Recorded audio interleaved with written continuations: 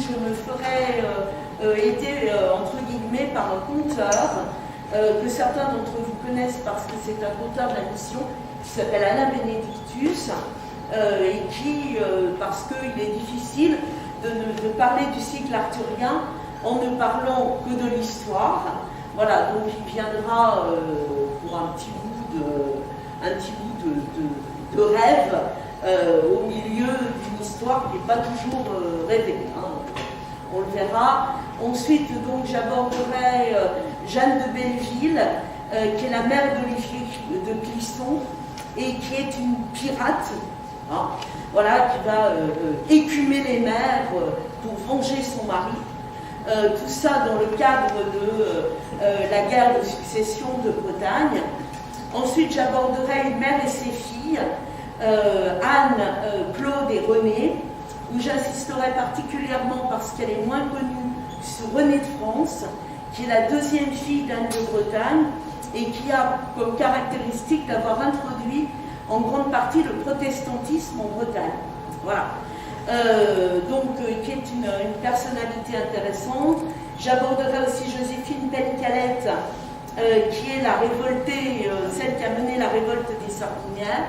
Nathalie Lemel, qui est brestoise et qui fut la compagne de lutte, y compris à main nue sur les barricades de la commune de Paris. J'aborderai aussi une artiste bretonne dont je parle tout le temps, qui est Jeanne Manivelle, qui est entre Paris et la Bretagne. Et je terminerai par deux femmes contemporaines, à moitié contemporaines.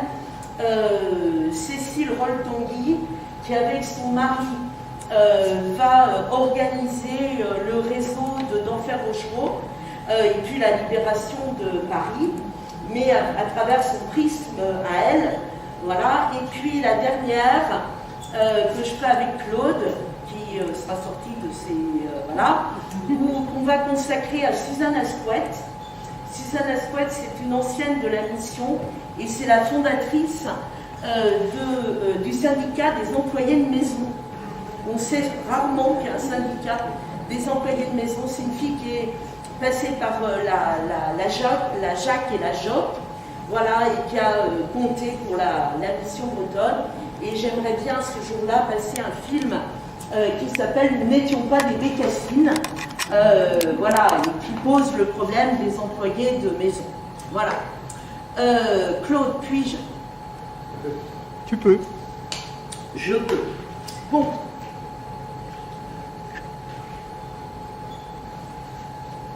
Donc, on va aujourd'hui parler de la femme dans la chrétienté celtique.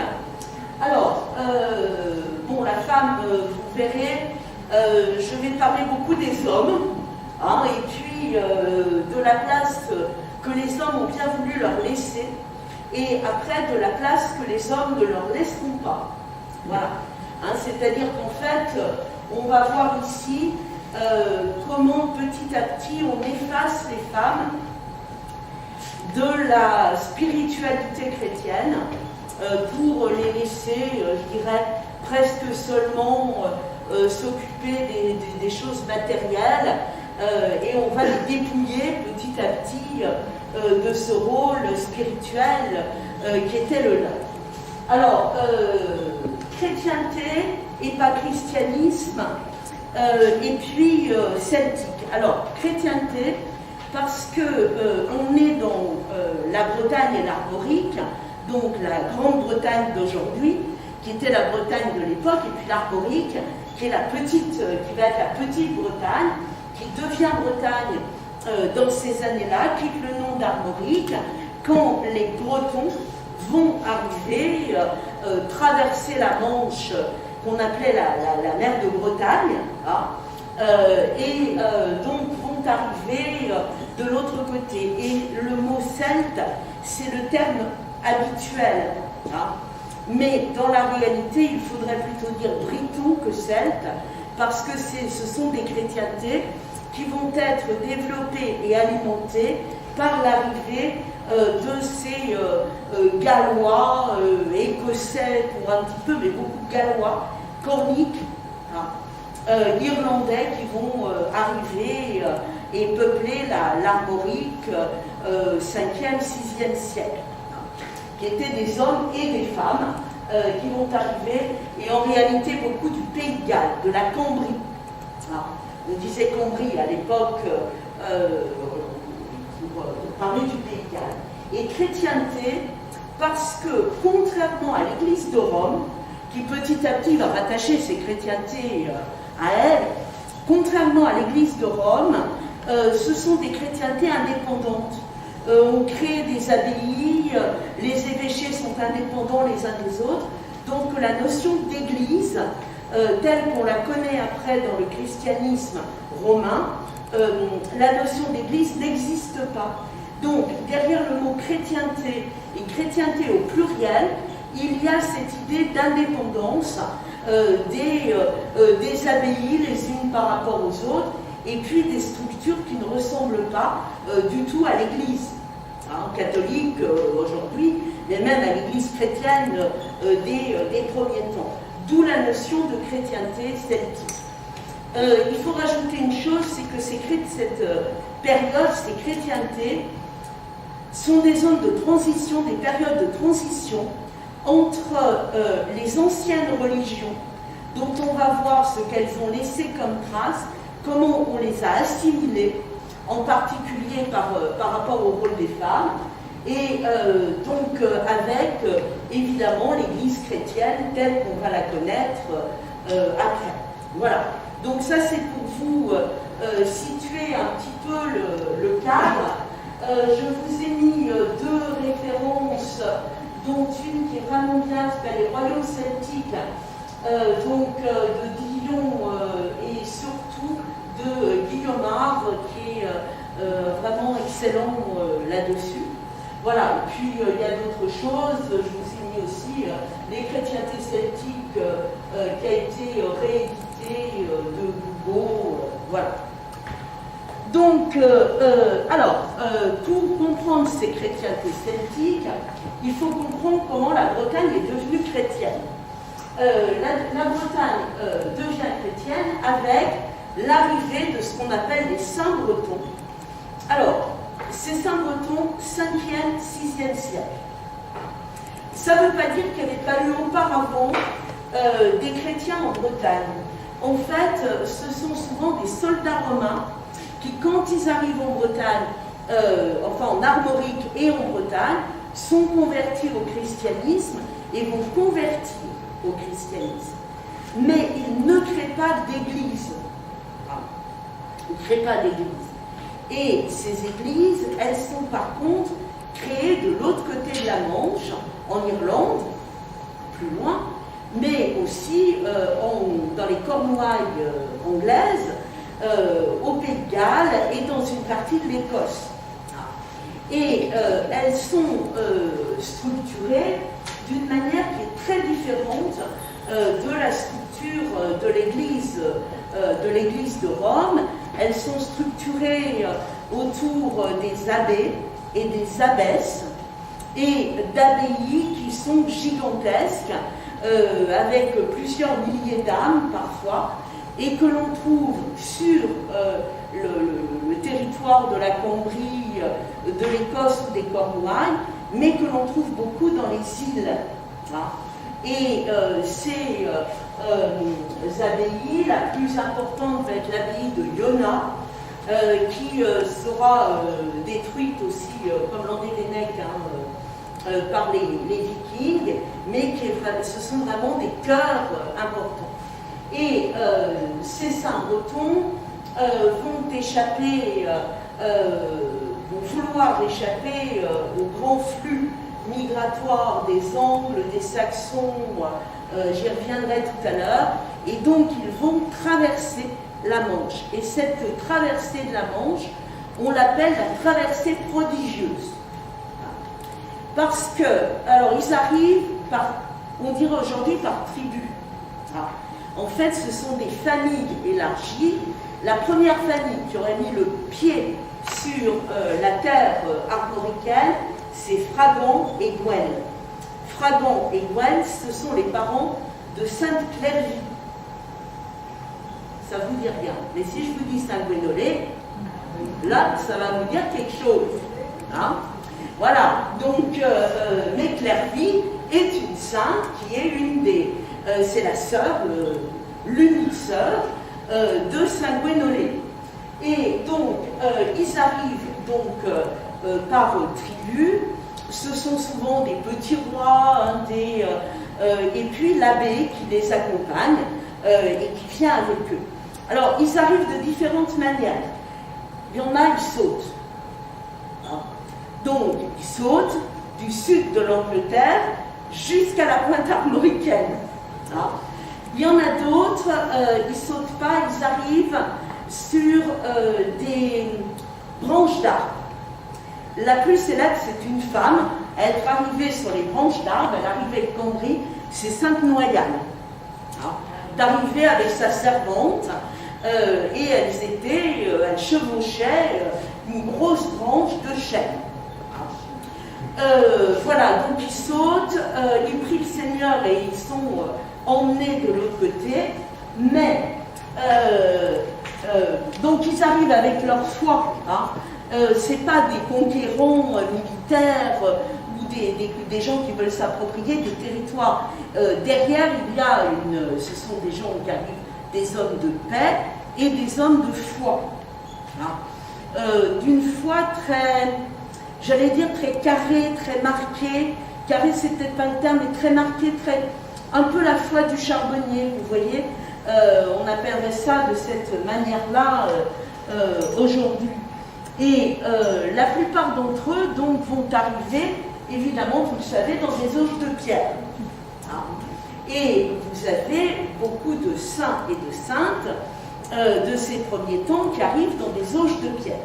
Et donc les auges de pierre, il y en a des quantités. Alors évidemment, c'est pas comme les tonneaux qui n'ont pas laissé beaucoup de souvenirs. Et en fait, les auges de pierre, c'est une drôle d'histoire parce que en réalité, ils venaient dans des bateaux qui ont été reconstitués et qui s'appellent des queragues. Et ce sont des bateaux qui sont des bateaux en peau de bête. Hein.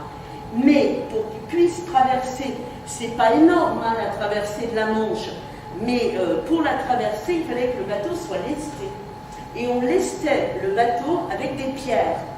Et quand on arrivait sur la plage, eh bien on laissait le bateau et on partait. Hein. Alors, quand on avait une branche de chêne, on la laissait aussi, elle devenait un chêne. Hein. Mais quand on avait une auge de pierre, la peau disparaissait et il restait les pierres. Et ce sont les pierres qui ont donné, les pierres qui ont donné naissance au mythe des auges de pierre. Voilà. Et donc, vous avez beaucoup de ces saints et saintes qui, à un moment donné, vont se trouver dans ces auges de pierre. Alors, c'est un peu décevant hein, par rapport à l'idée que l'on en a, mais c'est plus près de la réalité, et si vous voulez, ça donne une espèce de réalité historique, j'allais dire, à quelque chose, enfin, c'est plus sérieux que la traversée prodigieuse. On va dire ça comme ça. Voilà, alors j'aime bien ce dessin, ce bois gravé de Jeanne Manivelle parce qu'il représente exactement ce que sont ces saints et ces saintes qui arrivent en brandissant la croix celtique évidemment, et puis qui vont arriver là pour évangéliser. Alors, ils vont arriver et ils vont fonder les grands évêchés de Bretagne, et en fondant ces grands évêchés de Bretagne, eh bien, ils vont représenter ce que sont les saints de cette époque, et évidemment, vous savez comme moi que dans les 7 saints fondateurs, le masculin l'emportant sur le féminin n'a pas besoin de le faire, il n'y a pas une femme. Hein. Les 7 saints fondateurs sont des hommes. Alors, n'oubliez jamais que quand, je vais revenir après sur la littérature et sur l'écriture, mais ceux qui racontent ça, c'est dans les scriptoria des abbayes, et ce sont chez les hommes qu'on raconte. Et donc, ce sont des moines qui racontent les choses, et qui ne vont pas en donner qui vont favoriser la transmission par les hommes. Donc il ne faut jamais oublier ça. Il y a très peu de traces, quasiment rien, de femmes qui écrivent. On en a un petit peu en Allemagne, mais d'abord ce sera plus tard et ce sera tout à fait secondaire. Et on sait très bien que quand on n'a pas de transmission par l'écrit, obligatoirement les choses se perdent. Voilà, c'est, ça a toujours été le cas. Donc, ces fondateurs vont arriver, ces saints fondateurs avec les familles, et à l'époque, on devient saint, mari, femme, enfant, grands-parents, l'abbé qui l'accompagne, etc. En fait, pourquoi on devient saint? D'abord parce que ces gens mènent des vies édifiantes. Mènent des vies édifiantes, on reviendra là-dessus, parce qu'on exige et des hommes et des femmes une austérité de vie absolument incroyable, et j'allais dire, ils en rajoutent dans l'austérité. Et en rajoutant dans l'austérité, ils édifient les populations. Et les populations, admiratives de leur mode de vie, s'y attachent. Et puis, il n'y a pas que ça. Ils donnent des cours. Ce sont des gens qui arrivent, qui sont des lettrés. Parce que dans ces grandes abbayes ou dans ces communautés qu'il y avait en Cambrie ou en Cornouailles, on apprenait à lire et à écrire. Et donc, ils apprennent l'écriture. Ils apprennent à lire, ils apprennent à écrire, ils parlent le gaélique ou le cornique, ils connaissent ces langues, mais ils parlent aussi le latin. Et ils donnent des cours gratuits, totalement gratuits. À une époque où vraisemblablement les cours ne devaient pas être gratuits. Et donc ils sont célèbres pour donner ces cours gratuitement, pour être totalement financièrement désintéressés. Or le désintéressement, il n'était pas plus important à l'époque qu'il ne l'est aujourd'hui. Donc c'était vraiment quelque chose qui marquait les populations.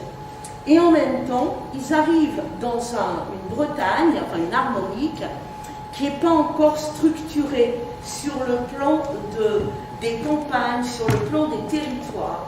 Et ce sont eux qui vont créer la structure telle qu'on la connaît aujourd'hui de nos territoires. Et ce sont eux, ces saintes et ces saints, qui vont donner la toponymie que nous avons aujourd'hui. C'est-à-dire qu'en fait, si on a des clous, des guides, des traits, des langues, c'est grâce à ces saints et ces saintes arrivés de Cambrie et qui vont apporter tout ça. Alors, je vous en ai mis quelques exemples que vous connaissez. Plou, la paroisse. Plou, c'est la paroisse, et on y accole le nom d'un saint, Plouarnel, Plouarzel, Ploudalmézo, tous les plous que vous pouvez connaître. Le lin qui marque un endroit qui est consacré à un saint. Donc vous en avez consacré à des saints et à des saintes. On a des langues qui font référence à Sainte-Hénora, à Sainte-Tryphine, à Sainte-Noyale, à Saint-Azénor. Voilà, et donc des langues, vous avez les loques, c'est le lieu qui est consacré dans lequel il y a en général ou une chapelle ou une fontaine sacrée, etc. Vous avez ensuite les termes un peu négatifs. Toul. Toul, c'est le trou. Et il n'y a pas de saint et de sainte avec des trous. Là, en Bretagne, les touls, c'est négatif. Toul en diaoul, le trou du diable. Donc on ne va pas mettre le trou de Saint-Azénor. Voilà, vous avez aussi évidemment, alors, les subdivisions de la paroisse, le Gouy, Guicény, Guipava. Gouy, c'est la portion de paroisse, le quartier de la paroisse, et puis Tré, qui est la trève, qui correspond à une division de la paroisse avec une chapelle consacrée à un saint, ou à une sainte, et puis Thi, la maison, et Caire, qui a un joli terme, ça veut dire le lieu où il y a de la vie. Voilà. Donc, en fait, c'est le petit hameau qui est là derrière. Et donc, la plupart de ces termes, Plou, par exemple, ça vient du latin. Donc, c'est plebs, le peuple. Et donc, en fait, vous voyez, les Romains vont aller en ce qui va devenir la Grande-Bretagne, ils amènent le latin, qui se mêle avec ces érudits, et quand ces érudits reviennent, eh bien, viennent en Bretagne, et en future Bretagne, en armorique, eh bien, ils amènent toute cette terminologie. Voilà. Et ce qui est intéressant, c'est qu'en fait, le saint et la sainte du patelin voisin, ce n'est pas le même. Donc, vous avez des saints et des saintes bien différents à 1 kilomètre de là. Et des discussions, Armel, Arzel, est-ce que c'est pareil? Et vous avez Armel ici, vous avez des noms qui vont se développer dans ces années-là, en particulier des noms comme Arzel, qui est utilisé pour les hommes et pour les femmes, enfin, saint et sainte, et Arzel, c'est l'ours. C'est l'ours. Donc il y a des récupérations qui sont particulièrement importantes.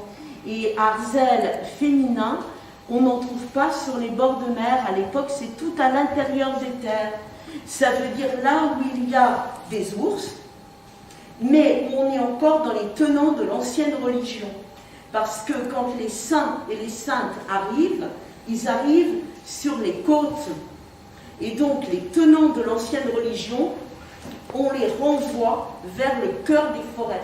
Il faut imaginer à l'époque que la Bretagne est entièrement recouverte de forêts, renvoyant à ce qu'on appelait la Gaule chevelue.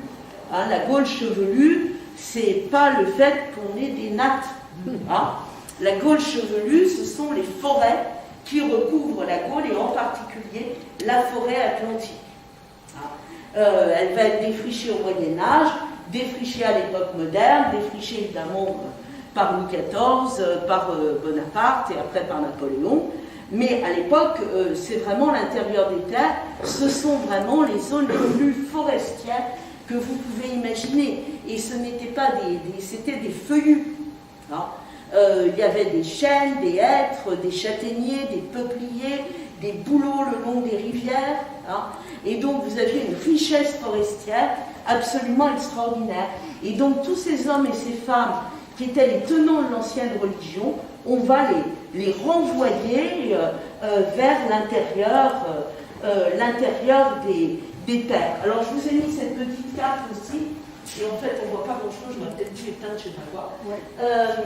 En fait c'est juste pour que vous voyez, mais elle sera sur le site comme Claude. Elle est en direct là. Elle est en direct, et après on pourra, je pense, la revoir. Oui. Voilà, donc vous pourrez voir ça mieux, et c'est montrer l'importance de ces toponymes. Donc chacun a son saint, sa sainte, et évidemment il y a, pour les 3 quarts ce sont des saints, il reste un quart pour les filles. Un quart pour les saintes, qui sont moins représentées. Alors ça ne veut pas dire qu'il n'y ait pas de couvent de femmes, mais les couvents de femmes ne seront jamais organisés comme sont les couvents masculins, les abbayes masculines.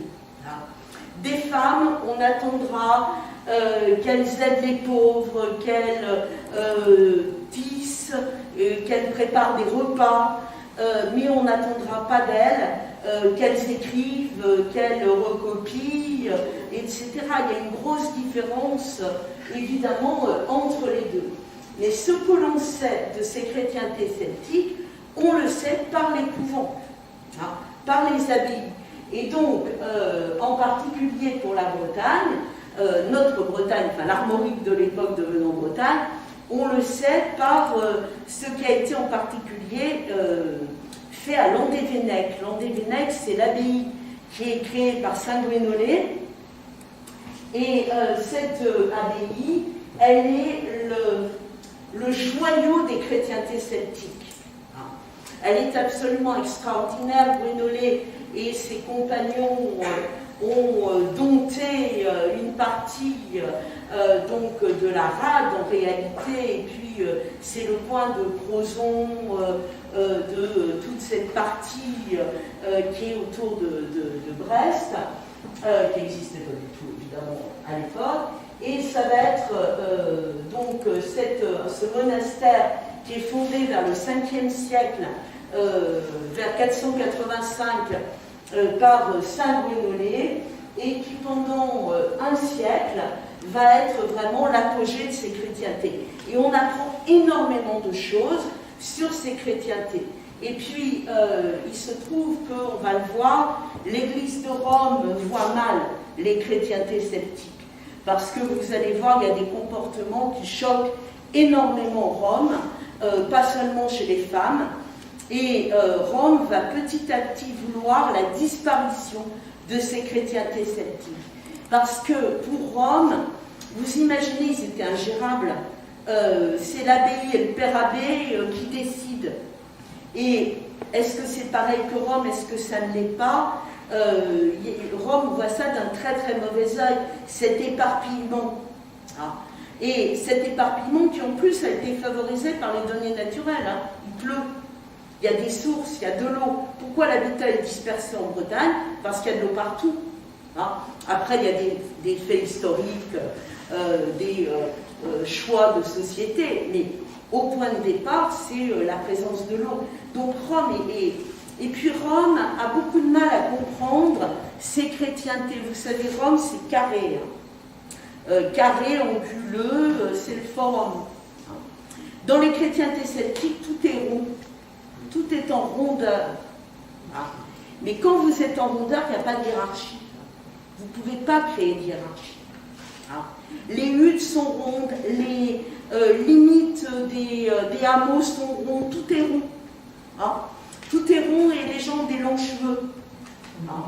Voilà, donc vous avez une incompréhension qui se trouve dans les traditions mêmes et dans le sens même de la nature et des territoires. Donc on apprend tout ça par ces abbayes.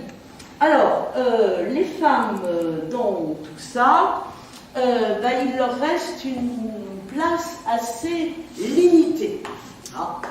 Donc, alors c'est simple, elles sont mères, filles, sœurs, et c'est comme ça qu'on les reconnaît. On n'a pas demandé à Saint Gwénolé s'il était le frère de je ne sais pas qui ou autre, pas du tout. Alors, je vous en ai mis 3 exemples. Alors, le premier exemple est significatif. C'est ici Sainte Cytophola. Vous allez me dire, c'est un homme. Ben oui, mais j'ai trouvé que des images de son frère. Son frère, c'est Saint Paul Aurélien. Donc, lui, il est connu. Et donc, on en a des quantités de représentations. Alors, il vient de Cambry. Ils viennent presque tous du Pays de Galles. C'est assez simple. Et il part donc fonder une abbaye en Bretagne. Il part et avant de partir, il va rencontrer sa sœur qui est sur le bord de mer, là où il va s'installer quelques jours pour armer son bateau, etc. Et il va rester avec sa sœur et elle va lui préparer son voyage. Et c'est très intéressant parce qu'elle est celle qui va faire la transition entre l'Armorique où il va et la Cambrite où il vient. Mais elle ne traverse pas la mer. Elle reste sur place et on l'oublie. Et elle a tellement disparu que j'ai cherché, je n'ai jamais trouvé une représentation de cette pauvre sainte Tofola. Alors, après, je vous ai mis la famille de Sanguinolé. Alors, d'abord sa mère. Sa mère, c'est Sainte Gwen. Sainte Gwen Terbronne, c'est-à-dire Sainte Gwen qui a 3 saints. Et Sainte Gwen a 3 saints, et elle a 3 saints parce qu'elle a 4 enfants. D'accord?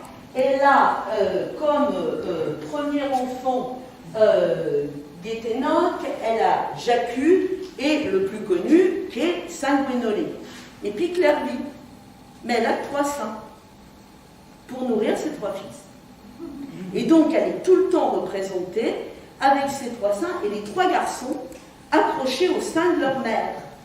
Et Clairvy, on n'en parle pas. Alors, sauf que on en parle quand même un tout petit peu de cette sainte Clairvy. Là, c'est la vallée des saints, elle est représentée avec une oie.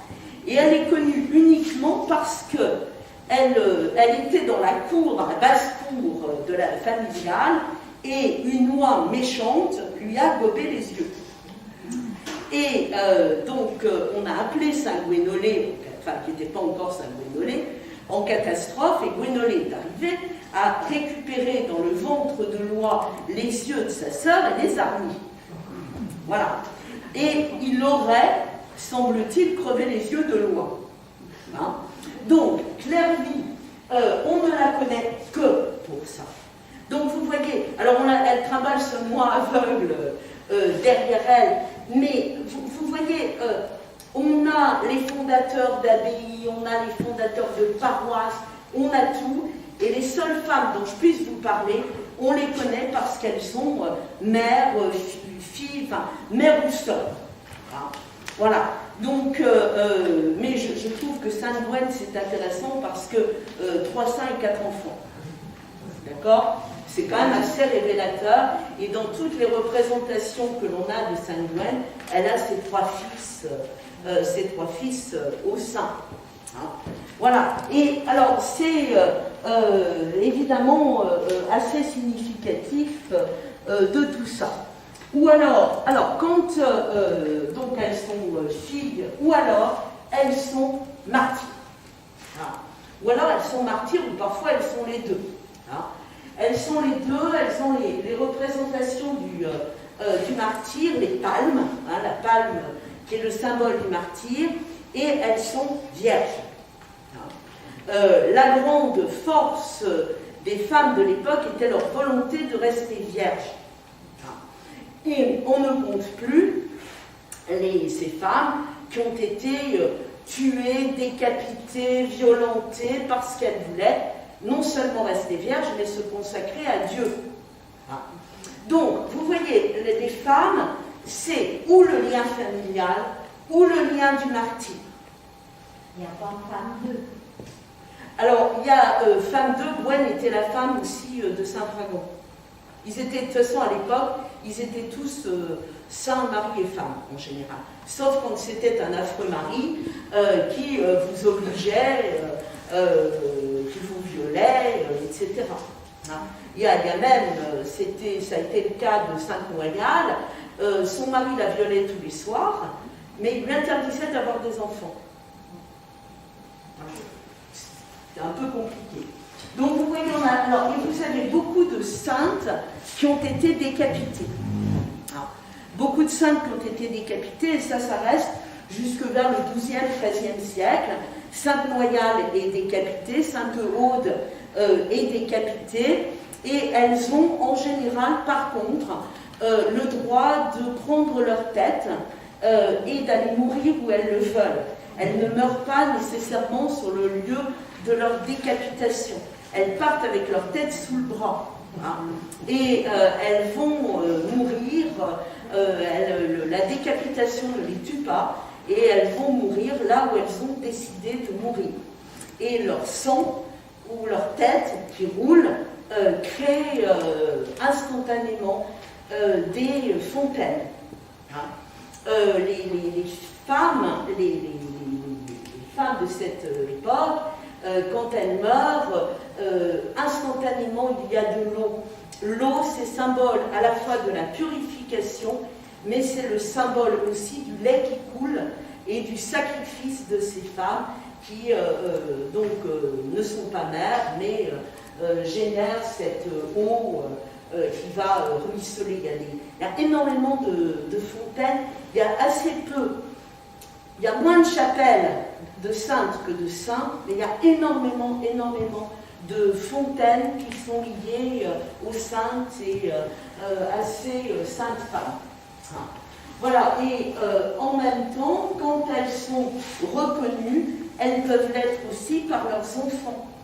Énora, Azénor sont reconnus par leurs enfants, qui deviennent des saints terribles.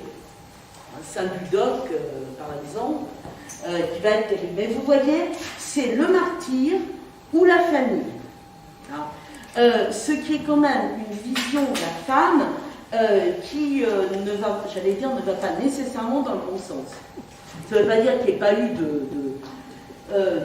de martyr homme, mais l'homme martyr, il va être reconnu parce qu'il aura créé une abbaye, et chaque fois qu'on va valoriser une femme, en fait, l'histoire va essayer de prouver qu'on s'était trompé. Et vous allez voir, ça donne des choses assez édifiantes. Alors, tout cela, ils sont canonisés, mais ce n'est pas la peine que vous alliez les chercher dans le calendrier liturgique d'aujourd'hui. Parce que, en fait, ils ont été canonisés homme ou femme vox populi.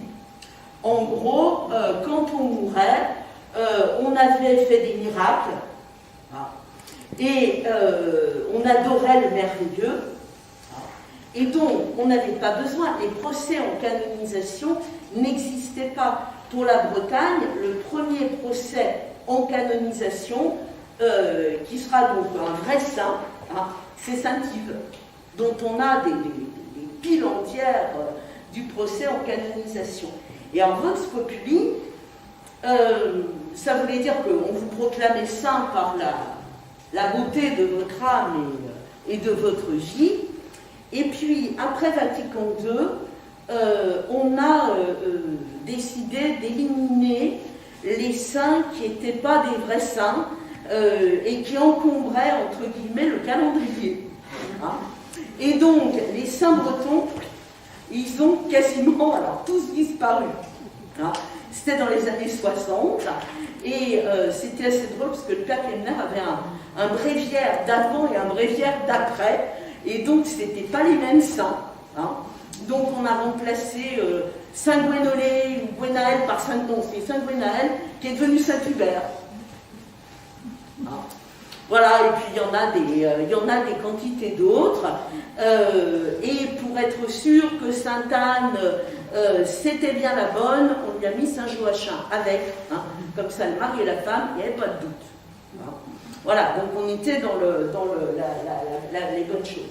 Mais c'est pas pour autant qu'on a cessé de prier ces saints, qu'on a cessé de les honorer et qu'on a cessé de leur construire des chapelles, d'édifier de belles fontaines, etc.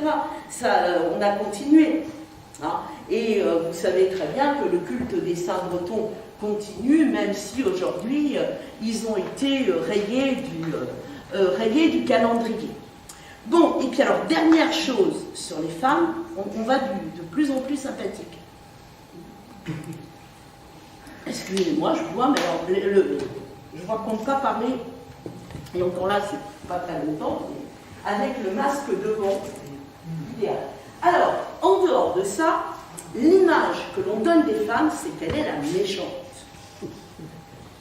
La femme, elle est la méchante. Alors, elle est la marâtre. Il y a toujours une marâtre. Il n'y a pas une bonne belle-mère. Marâtre, ça voulait dire belle-mère. Pas au sens de la femme de mon fils, mais au sens d'une femme qui épousait un veuf et qui s'occupait de ses enfants. Donc, c'était la marâtre. Et la femme, on a eu beau faire passer tout ce qu'on veut, la femme, c'est Ève pécheresse. Donc, quand on a les saints, ils sont toujours tentés ou meurtris par des femmes horribles. Et il faut qu'ils tuent ou qu'ils renvoient ces femmes comme on tue et on renvoie le dragon. C'est la même chose. Hein. Et donc, vous avez comme ça, alors, dans Locronan et toute la tradition de Saint-Renan, il doit faire face à une femme horrible qu'on appelle la Kébène et qu'il finit par vaincre. Et on a la même chose avec Saint Samson et la Théomacha. Il rencontre une femme effroyable dans le cœur des forêts. Alors c'est comme tout à l'heure, hein. On est dans le cœur des forêts lointaines, en plein cœur de la Bretagne. Et là vous avez la Théomacha qui est une horrible mégère, qui est une géante, hein, violente, grossière. Et donc pour pouvoir devenir le saint qu'il va devenir, il est obligé de se débarrasser de la Théomacha. Hein. Bon, je vous parlerai plus positivement des femmes après, hein. Mais vous voyez, cette place de la femme, elle est quand même intéressante. On est femme parce qu'on est fille, mère, sœur, parce qu'on est victime, c'est-à-dire martyr, ou bien parce qu'on est une des représentations de la femme tentatrice. Et la femme tentatrice, alors, et c'est très drôle parce que dans la femme tentatrice, je vous parlerai de Saint Colomba dans pas longtemps, la femme tentatrice, elle peut être très belle ou elle peut être horriblement laide. Et dans les traditions britonnes, la femme est représentée souvent très laide. Ah. Avec des doigts crochus, c'est plus une représentation de la sorcière que d'une représentation de la fée. Voilà, même s'il y a aussi évidemment des faits qui sont derrière. Alors, je vous parlais des fontaines, je vous en ai mis deux exemples. La fontaine Sainte-Aude. La fontaine Sainte-Aude, c'est en Pudal-Méso, c'est dans l'ouest du Léon. Et donc, c'est une fontaine qui existe toujours, mais qui est donc c'est celle-ci. Et en fait, c'est une fontaine qui existait déjà à l'époque gauloise. Et quand la pauvre Aude est devenue sainte et que la région a beaucoup eu d'attachement à l'image de Sainte Aude, quand on a fait la fontaine, on a repris les stèles qui existaient, c'est-à-dire qu'elle est faite avec des pierres dont on sait qu'elles étaient utilisées par les Gaulois et qu'elles avaient recouvert des zones il y avait de l'eau, mais à l'époque gauloise. Et les deuxièmes, ici, ce sont les fontaines Sainte-Noyale. Sainte-Noyale, c'est à Noyal-Pontivy, dans le Morbihan. Et Sainte-Noyale, donc, son mari qui la viole, mais qui ne veut pas qu'elle ait d'enfant, quand elle est enceinte, il lui tranche la tête. Parce qu'en fait, il va l'accuser d'avoir été adultère, ce qu'elle n'a pas été, et il lui coupe la tête. Et donc, Noyal va partir avec sa fidèle servante à travers champs, à travers bois, et elle va choisir le lieu de sa mort. Elle meurt un peu plus dans la forêt, mais là, les trois fontaines, c'est que de sa tête sont tombées 3 gouttes de sang, raconte la légende, seulement 3 gouttes, et que les 3 gouttes ont donné naissance à ces 3 fontaines, dont on sait qu'elles existaient aussi à l'époque gauloise. Hein. Donc vous avez un syncrétisme qui se fait, ou une récupération de tout ça. Mais c'est très touchant ces fontaines, parce qu'elles sont dans la forêt, complètement au cœur de la forêt. Et les deux, alors Sainte-Noyale, elles sont plus faciles à trouver, mais Sainte-Aude, il faut du courage pour aller finir par la trouver. Elle est indiquée, mais enfin si vous ne connaissez pas, vous aurez du mal à trouver tout ça. Et Sainte-Aude, c'est une sainte qui a été aussi décapitée. Et et elle est décapitée par son frère. Parce que la marâtre qui avait épousé le seigneur de Trémazan, qui est le château où vivait Sainte-Aude, le père est complètement dépassé par la mort de sa femme, il épouse une autre femme, et elle va raconter, son frère c'est Saint-Tanguy. Et Tanguy part faire la guerre, il est militaire, et quand il revient, on lui raconte que sa sœur est une moins que rien qui couche avec tout le monde, et lui, ne voulant pas être le frère d'une sœur qui couche avec tous les hommes, lui tranche la tête. Donc, et le soir, à la veillée, elle réapparaît avec sa tête. Mais en fait, les gens, à part Sainte-Aude, là, sur la fontaine, en fait, on connaît plutôt Saint-Tanguy, parce que Saint-Tanguy, il va se repentir, donc on va lui donner un lieu merveilleux pour faire une abbaye, c'est la Pointe Saint-Mathieu. Et c'est lui, alors l'abbaye aujourd'hui qui reste une abbaye des Frères de Saint-Maur, mais à l'origine, c'est Saint-Tanguy qui crée l'abbaye de la Pointe Saint-Mathieu. Alors, ces chrétientés celtiques, bon, vous voyez, hein, donc vous voyez un peu l'image de la femme. Hein, je me suis dit, bon, après je vais garder le mieux pour la fin. Hein, parce que là, je me suis dit que si je vous racontais que des trucs horribles où finalement les femmes, c'est encore pire qu'aujourd'hui, mais pas beaucoup mieux, hein, c'est pas le cas. Alors, ces chrétientés celtiques, en fait, elles se terminent avec les Vikings. Elles vont se terminer avec les Vikings, et les Vikings, ils vont aller c'est 9e, 10e siècle.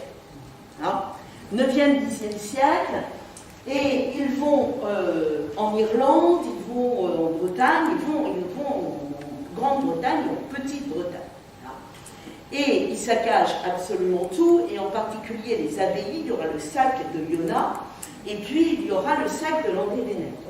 Et on va partir, donc il faut sauver ce qu'il y a à l'intérieur de l'abbaye, et donc on va partir avec les livres sacrés, hein, et les reliques. Hein. Et 95% des reliques sont des reliques de saints. Il y a très peu de reliques de saints. Des reliques de saints, on a même de quoi en faire des quantités de mains. Hein, c'était la déesse Shiva, nos saints de l'époque. Hein, il y avait de quoi faire. Sur les femmes, il y a très peu. Et en particulier, quand on regarde les moines de Landévennec qui vont emmener leurs reliques un petit peu à travers la France, on va retrouver essentiellement des reliques de saints, des reliques qui sont des reliques masculines. Alors après, on les retrouve un peu n'importe où. Hein. Ils partent à l'aventure, ils échappent, ils essaient d'échapper aux Vikings. Donc on va en retrouver beaucoup dans le nord de la France, Montreuil, Boulogne-sur-Mer, et on va en retrouver beaucoup en Auvergne. Parmi les reliques des saints fondateurs bretons, en Auvergne, vous avez Saint Paterne, par exemple, qui est un des saints fondateurs, qui est le saint fondateur de l'évêché de Vannes, hein, et dont une partie des reliques sont pas loin de Clermont-Ferrand. Donc ils étaient partis, mais pas beaucoup de femmes. Alors, ces chrétientés celtiques, pour bien voir la place des femmes, il faut en voir un petit peu les origines. C'est-à-dire qu'en fait, il va y avoir, si vous me permettez l'expression, une récupération par l'Église des traditions anciennes. Et c'est d'autant plus facile que dans les traditions celtiques bretonnes d'un côté et chrétiennes de l'autre, vous avez d'un côté les saints, mais vous avez de l'autre côté un panthéon, hein, donc des dieux qui renvoient à ce que seront les saints. Et même le Christ, la base des chrétientés celtiques, c'est aussi le passage de l'hugue au Christ. Et c'est le symbole de la main. L'hugue, hein, qui est une des clés du panthéon celtique, est toujours représenté comme Lugh à la longue main, hein, avec des doigts très longs, souvent très fins, et qui ont souvent, on ne voit pas la totalité de la main, on voit 3 doigts.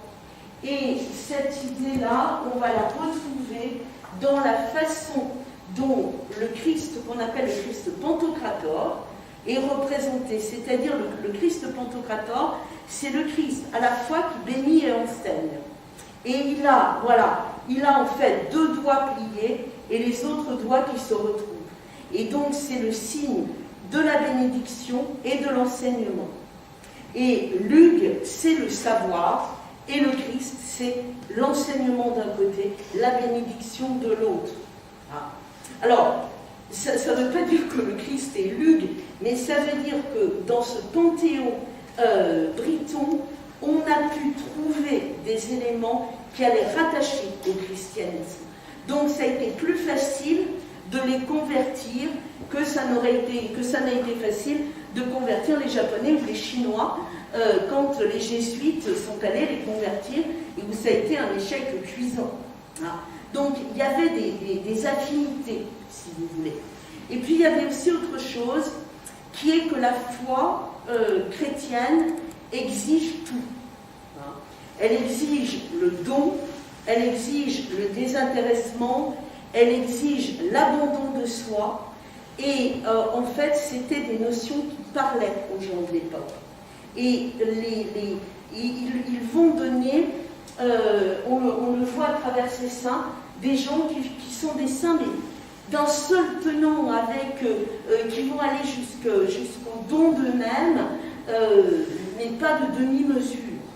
Hein, vraiment pas de demi-mesure. Et c'est une des choses qui reste au-delà des chrétientés celtiques, quand on travaille un peu sur les saints bretons, même jusqu'à une époque proche de la nôtre, on a exactement la même chose, c'est-à-dire que des saints qui vont tout donner et parfois d'un extrême à l'autre. Je pense à Saint-Pierre de Cariolet, par exemple, qui a été un des pires bandits qui ait pu exister et un des plus beaux saints que la Bretagne ait donné. Hein. Voilà, donc vous avez à la fois le Panthéon et puis dans certains textes, on décrit les abbés découvrant le peuple à qui ils vont enseigner et découvrant que c'était des gens qui donnaient tout ou qui donnaient rien. Saint-Brieuc, il pleure sur ses ouailles. Il pleure sur ses ouailles parce qu'en fait personne n'écoute. Et donc c'est un peu Toulon ou un peu Toulouse. Alors ensuite, il faut bien voir que ce christianisme, il s'intègre dans des sociétés particulières.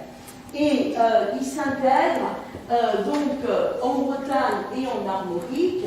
Et la Bretagne et l'Armorique en particulier, ça ressemblait à ça. C'était des huttes qui étaient faites avec des joncs, avec de la paille, et tout était rond. C'est une représentation comme Jeanne Manivel, Françoise va rire, et c'est Saint-Cadeau. Et Saint-Cadeau, il arrive pour évangéliser, et tout est rond. Donc on n'est pas sur le forum romain. Et ça veut dire, du coup, c'est ce que je vous disais tout à l'heure, que la notion de hiérarchie que l'on a à Rome, on ne va pas la voir de la même manière ici. Alors, ceci dit, donc, le christianisme celtique, ce sont d'abord des moines et des moniales. C'est le monachisme qui est important, moine, monial, au fond des abbayes. À l'époque, il n'y a pas d'évêque, ou très peu. Et vous avez une confusion entre l'évêque et l'abbé, ou entre l'évêque et l'abbesse. Il y a une femme évêque, une seule. C'est Sainte Brigitte. C'est Sainte Brigitte qui est une Sainte Brigitte de Kildare, mais elle est consacrée évêque. Bon, et l'Église va passer son temps à essayer de dire c'est une erreur. Hein, mais elle est consacrée évêque. Et c'est la seule. Hein. Les femmes n'étaient pas prêtres. Et donc, il y a une confusion entre le père abbé et l'évêque. Dans l'Église de Rome, il y a les évêques et il y a les pères abbés, et puis les abbesses. Dans l'Église des premiers temps et dans l'Église brittonne, c'était la même personne. Et alors, on faisait la différence avec la crosse. Le père abbé, quand il tient sa crosse vers lui. Ah, je crois que je l'ai sur Saint-Gildas. Après, voilà. Ça, c'est Saint-Gildas en père abbé. Il a une crosse et la crosse est tournée vers lui. Ça veut dire qu'il s'adresse, quand il est comme ça, uniquement aux membres de son abbaye, uniquement à ses moines. Par contre, comme c'était l'image précédente, qui est celle de Saint Patrick, quand la crosse est tournée de l'autre côté, c'est l'évêque. Et donc, quand elle est tournée de l'autre côté, c'est l'évêque qui parle à ses ouailles, c'est-à-dire au peuple de Dieu. Et pas, quand il est le père abbé, il est abbat. Abbat, ça veut dire père. Quand il va être évêque, en réalité, ça rejoint l'idée du prêtre et du curé, c'est-à-dire celui qui s'occupe d'eux, celui qui va pourvoir aux gens. Et donc, le symbole. Et alors, Sainte Brigitte, un coup elle a une crosse, un coup elle n'en a pas, et elle a la crosse des deux côtés aussi. Donc, c'est bien la seule. En fait, il y a eu une erreur quand elle est venue. Elle devait devenir mère abbesse, donc elle est allée trouver l'évêque, et il s'est trompé dans ce qu'il a lu. Il a lu, en fait, la consécration de l'évêque au lieu de lire la consécration de la moniale. Et donc, quand ils s'en sont rendus compte, il a simplement dit, eh bien, s'il y a eu cette erreur, c'est que Dieu l'a voulu. Et donc, voilà notre Brigitte, évêque. Voilà. Et évidemment, ça ne vous étonnera pas qu'après l'Église catholique, elle dit pas du tout. On n'a jamais voulu qu'elle soit évêque. C'est une erreur. Je ne dirais pas de casting, mais presque. Alors, donc, l'originalité, c'est le monachisme. Et donc, vous voyez, ça ne fonctionne pas du tout comme un évêché normal. Le père abbé, on lui confie aussi les villages alentours, les âmes des villages, mais ce n'est pas une structure de paroisse. Ce n'est pas le cas du tout. Et d'ailleurs, à l'époque, il y avait très peu d'églises, et les pères abbés, ils allaient souvent d'église en église, c'était très loin, et parfois on n'avait pas assez de chapelles et pas assez d'églises pour dire la messe. Et puis l'autre chose, c'est l'érémitisme. L'érémitisme, en fait, on est dans des fonctionnements religieux qui hésitent entre l'érémitisme d'un côté et le cénobitisme de l'autre. L'érémitisme, c'est les ermites. Ce sont les ermites. Donc des gens qui vont s'éloigner, prendre leur distance, hommes et femmes. Il y a des ermites hommes et des ermites femmes. La plus célèbre étant Sainte Noyale, dont je vous parlais tout à l'heure, qui va s'isoler complètement du monde avec sa servante. Mais on a d'autres exemples, la mère de Saint-Hervé, par exemple, qui va devenir ermite. Et ces ermites, on vient les voir. Un ermite ne se déplace pas. Un moine, un père abbé se déplace. Un ermite ne se déplace pas, on vient les voir, et ils vous reçoivent ou pas. Et en fait, c'est l'enseignement. L'ermite, c'est la prière et la transmission.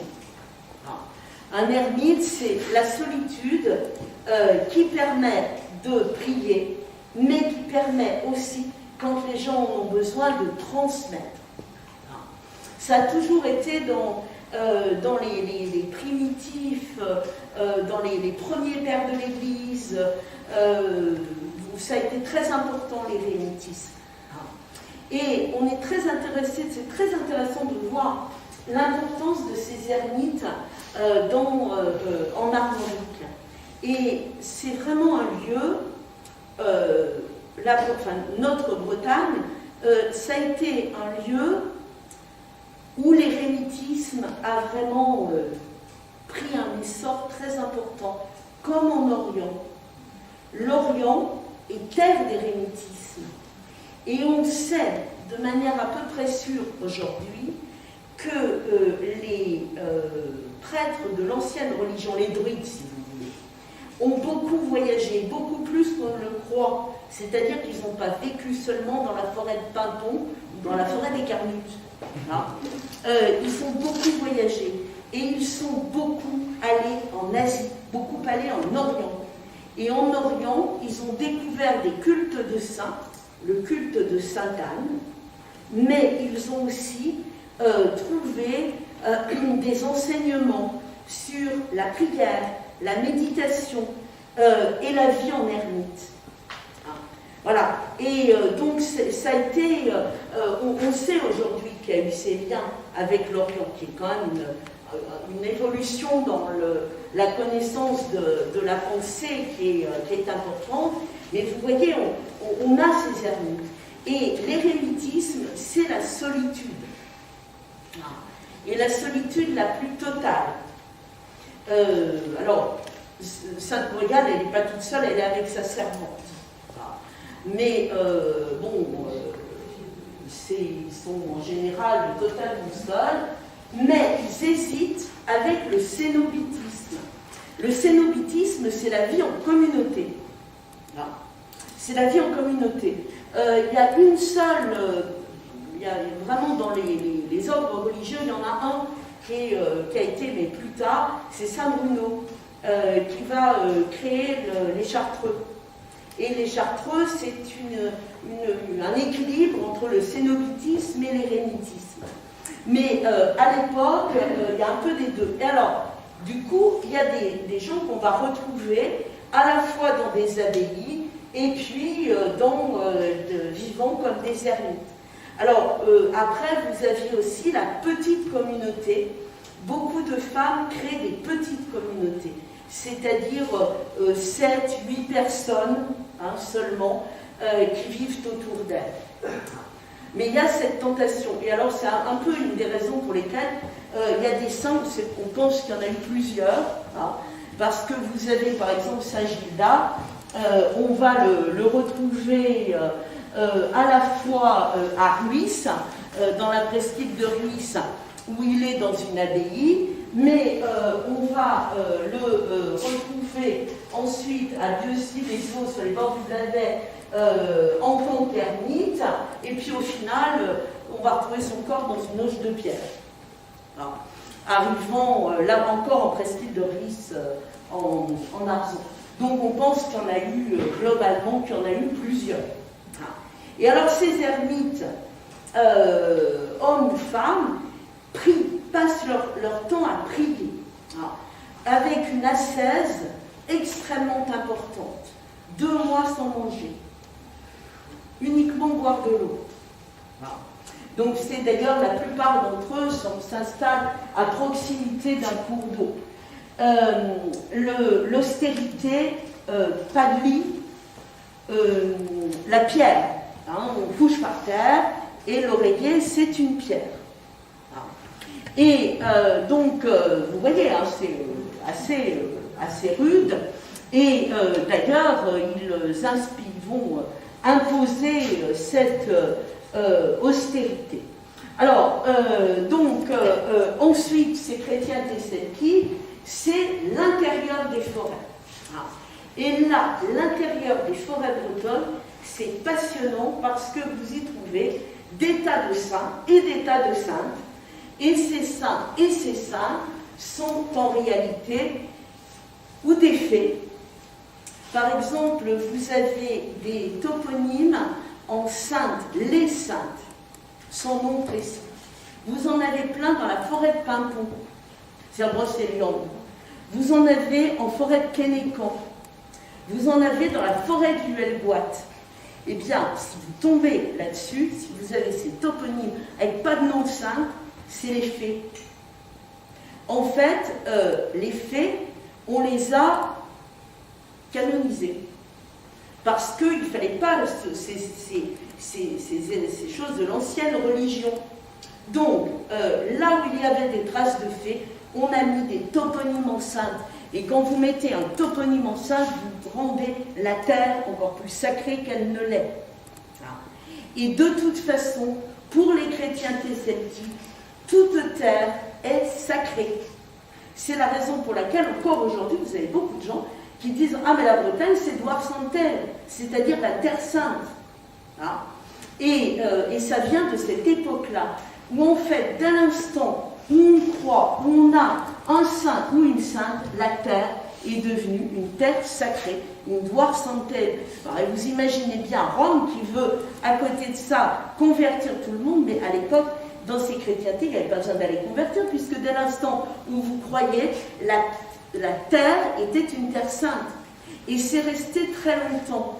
Jeanne Malivelle, quand elle crée, c'est une artiste qui meurt en 1926, elle va faire ses études aux Beaux-Arts à Paris, et puis elle est créatrice et elle loue un atelier qui s'appelle l'Atelier Sainte-Anne, qui est tout près d'ici, rue Notre-Dame-des-Champs. Et quand elle le crée, elle l'appelle l'Atelier Sainte-Anne.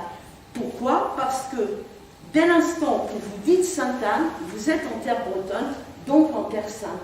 Et quand l'abbé Gauthier, qui est le fondateur de cette maison, va créer une communauté où il va pouvoir accueillir des Bretons qui n'avaient pas de logement, qui s'appelle Kerana, c'est exactement le même argument. Il appelle ça Kerana parce qu'à partir du moment où vous dites il y a Sainte-Anne qui est là, vous êtes en terre sainte, vous êtes en terre bretonne. Voilà. Et donc c'est une conception qui est évidemment très différente de la conception romaine des choses. Alors, au fond des forêts, donc vous allez retrouver ces fées, etc. Et le symbole, alors c'est pas une femme, il y a un double symbole dans la légende arthurienne, c'est la pucelle qui jamais ne mentit, et qui va devenir le symbole de la sainte, et puis l'autre c'est Merlin, parce que Merlin, il est élevé, vous savez qu'il est mi-homme, mi-bête, il est élevé au fin fond des forêts par un saint qui s'appelle Saint Blaise. Blaise, en breton, ça veut dire le loup. Ça veut dire le loup. Et il est élevé entre les loups et les ours. Voilà, mais surtout les loups. Et donc Saint Blaise, est avec Sainte Brigitte, les saints qui se fêtent au début du mois de février, c'est-à-dire avec la Chandeleur et la déshibernation de l'ours. Voilà, donc vous voyez, vous êtes vraiment dans les vieilles mythologies, pas seulement bretonnes, mais européennes. Alors, l'ascétisme, qui est imposé dans ces chrétientés celtiques, alors c'est vraiment de l'ascétisme très profond. Première chose, la tonsure. Sainte Brigitte est tonsurée. Les femmes, on leur couperait les cheveux, Sainte Brigitte exigera d'avoir une vraie tonsure, et la tonsure, c'est la tonsure celtique, je ne l'ai pas remise, mais c'est celle que vous avez ici de Saint-Clédor, c'est-à-dire très différente de la tonsure traditionnelle des moines, puisque vous êtes tonsuré d'une oreille à l'autre oreille, donc, et derrière, les cheveux sont longs. Parce que la symbolique des cheveux, c'est la force, bon alors son on connaît, mais c'est pas seulement la force physique, c'est aussi la force morale, et le fait que l'on ne puisse pas vous contraindre à renoncer à vos convictions. C'est, pour ceux qui le connaissent, c'est Briseux, le poète Briseux. Je suis de cette race de Celtes aux longs cheveux que rien ne peut dompter quand il a dit « je veux ». C'est un peu kitsch, hein, mais ça veut dire ce que ça veut dire, et Briseux a quand même été un grand poète. Donc, la tonsure, hein, la longueur des cheveux. Bon, alors ça, je dirais que c'est presque gentillet. Hein. Le dépouillement dans les vêtements, l'austérité du vêtement. Ils ont inventé la bure franciscaine en avance. Hein. Donc, on n'utilise le vêtement que par nécessité de se couvrir, par pudeur ou pour lutter contre le froid quand celui-ci est trop fort. Donc, il n'y a aucune notion d'ornementation. On ne s'habille pas pour faire joli, on ne s'habille pas pour se montrer, on s'habille par pudeur et on s'habille pour, d'un autre côté, se protéger du froid parce qu'on est dans des territoires où c'est pas tellement le froid, encore que quand vous êtes dans les monts d'Arrée, dans les ruelles boîtes en plein hiver, il fait très froid, mais c'est aussi la lutte contre l'humidité. Bon, et ben, du coup, pour lutter contre votre appréhension de l'humidité, 8 jours les bras en croix dans un torrent. Alors, 8 jours, sans sortir, on vous amène à manger et vous êtes dans le torrent glacé pendant, et on faisait ça plusieurs fois, on faisait ça à chaque changement de saison. Alors, les saisons étaient à l'époque extrêmement importantes, donc entre le printemps et l'été, ça pouvait encore aller, mais quand vous étiez entre l'automne et l'hiver et le printemps, les 8 jours dans l'eau glacée, c'était quand même... Ensuite, c'était l'abstinence.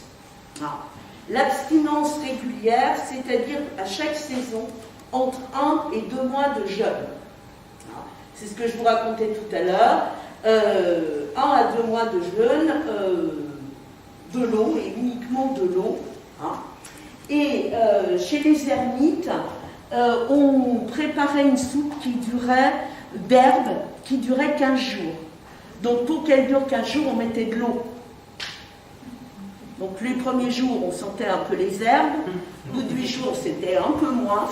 Hein, et au bout de 15 jours, ça sentait beaucoup l'eau. Voilà.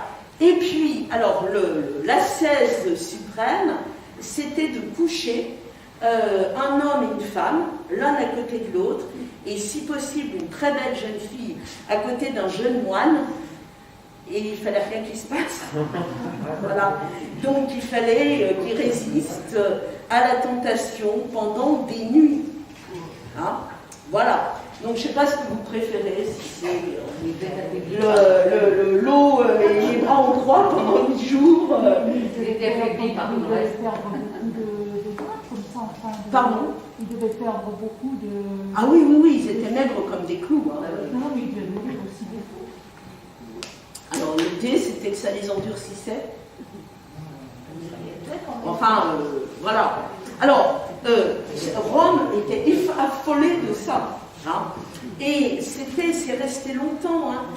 C'était la règle de Saint-Colomban, mais ça renvoie à des traditions qu'il y avait dans les anciennes religions, qui étaient vraiment des sacrifices et des enjeux qui étaient des enjeux physiques en réalité. Hein. Voilà, donc l'ascétisme. Et alors, il y a une histoire assez rigolote. Je vous ai mis Saint Colomba, qui n'est pas le même que Saint Colomban. Et ce Saint Colomba, c'était un jeune homme pur. Et Dieu lui apparaît et lui dit, voilà, tu as le choix entre toutes les vertus, qu'est-ce que tu prends? Alors il réfléchit, puis il dit, ben, je prends la virginité, hein, et la sagesse. Et il n'a pas terminé de dire la virginité et la sagesse que voilà qu'apparaissent 3 belles jeunes filles qui se jettent à son cou et qui essaient de l'embrasser. Donc il venait de choisir la virginité, donc ça n'allait pas. Et donc il les repousse et puis les 3 jeunes filles lui disent « mais enfin, qu'est-ce que c'est que cette manière de faire ?» Et c'est notre père qui nous envoie. Alors lui, il se rembrumit et il dit « mais c'est qui votre père ?» Elle dit « mais c'est Jésus-Christ. » Ah, vous avez un père célèbre. Et donc, elles lui disent, mais il nous a envoyés parce que tu as choisi la sagesse et la virginité, nous t'offrons le don de prophétie et nous allons t'accompagner jusqu'à la fin de tes jours. Mais lui, il n'en voulait pas de ces... Bon, et puis après, ils ont disparu, etc. Mais c'était très drôle dans la vita du saint, dans la vie du saint, c'est la force avec laquelle il va les repousser. Hein. Voilà, donc c'est toujours les femmes, Ève, pécheresse et tentatrice. Mais vous voyez l'ascèse.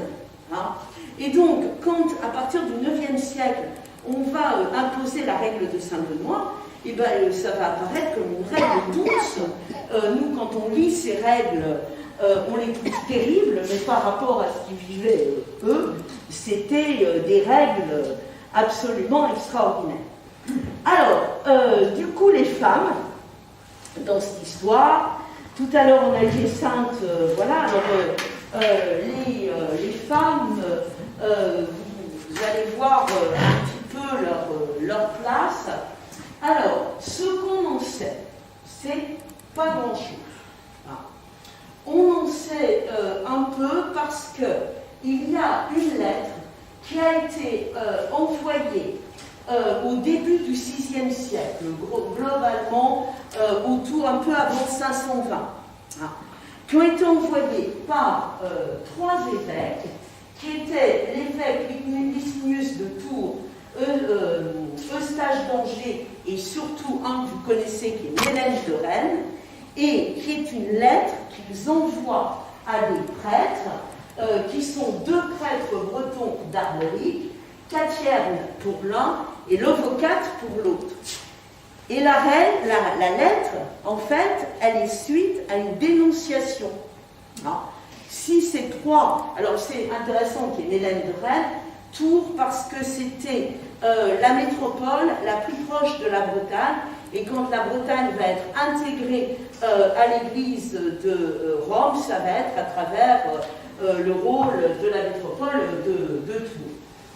Donc, ces deux prêtres sont dénoncés par un prêtre favorable à l'intégration à Rome, et donc les évêques vont prendre leur plume et envoyer une superbe lettre à ces deux prêtres qui, comme phrase quand même sans doute la plus symbolique, il écrit « Nous prescrivons à votre charité non seulement que ces misérables sortes de femmes ne polluent plus les divins sacrements en les administrant illégalement. » Je vais expliquer tout ça, mais enfin quand même, ces minables sortes de femmes. D'accord ? Oui. Ces minables sortes de femmes, vous imaginez ce que ça signifie.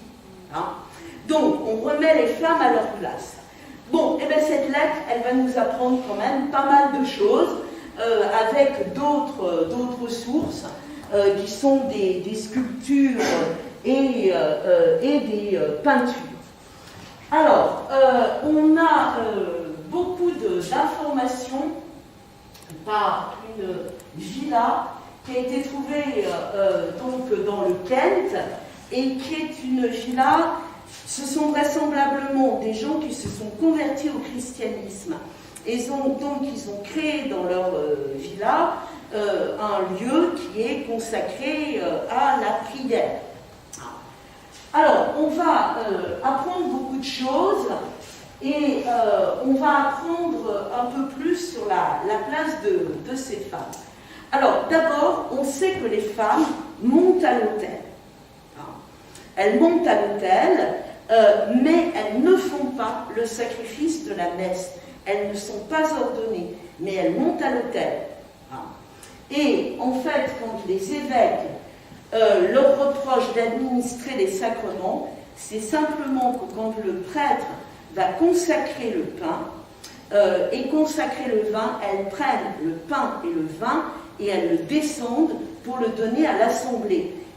On peut leur reprocher, ça peut ne pas plaire à l'Église de Rome, mais ça ne se fait qu'une fois que la transubstantiation, je vais y arriver, a eu lieu, c'est-à-dire une fois que le pain et le vin sont consacrés. Donc, mais elles ne consacrent pas, elles-mêmes, elles n'ont pas le droit de consacrer le pain et le vin. Donc ça veut dire que leur rôle il est sans doute plus important qu'il ne l'est aujourd'hui, mais à aucun moment elles n'ont le droit de consacrer le pain et le vin. Elles ne sont pas prêtres, elles ne sont pas ordonnées en tant que prêtres. Donc, vous voyez, on a parfois l'idée que dans ces chrétientés, la femme a la même position que le prêtre, mais ce n'est pas le cas. Par contre, elles peuvent nommer des prêtres, parce qu'elles sont quand même encore puissantes jusqu'au 5e, 6e siècle, et puis alors après ça va se dégrader, alors quand on arrive au 12e, c'est fini. Voilà. Mais elles ont encore du pouvoir, mais elles n'ont pas tous les pouvoirs. Une mère abbesse, elle n'a pas le droit de confesser ses sœurs. C'est les moniales, elle ne peut pas les confesser. Le père abbé peut confesser les moines. La mère abbesse, elle n'a pas le droit de confesser. Donc, qu'est-ce qu'elle fait? Elle va nommer des prêtres pour confesser à sa place. Et elle a le droit de les nommer. Aujourd'hui, ce n'est pas totalement le cas. Nommer, voilà. Donc, elles vont nommer les prêtres, et il y a des traces dans certaines communautés des prêtres qui doivent venir leur rendre des comptes. Il y a le secret de la confession, mais le prêtre vient rendre des comptes à la mère abbesse. Bon, ça c'est... Donc vous voyez, elles ont quand même un rôle, disons, qui se réduit comme peau de chagrin, mais qui reste quand même relativement important. Et encore plus important parce que dans les chrétientés celtiques, la femme participe directement avec les prêtres aux louanges que l'on donne à Dieu.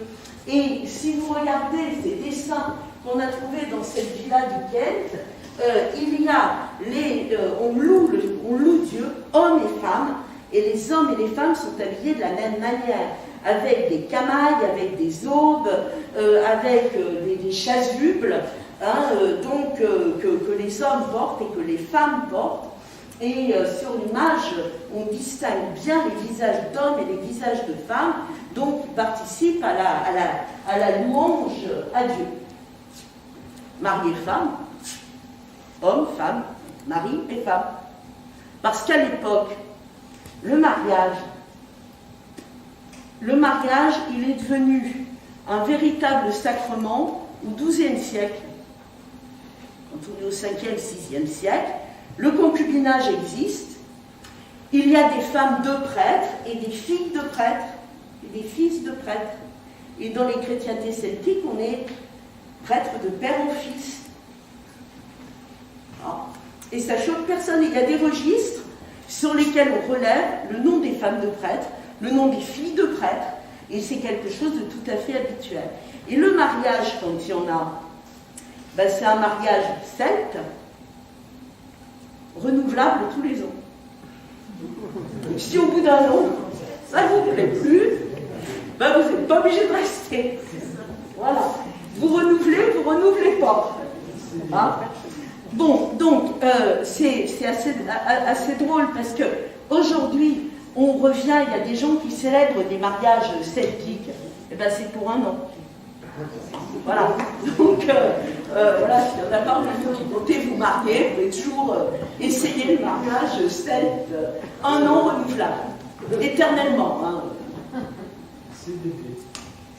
Voilà, mais quand même, il faut quand même faire l'effort.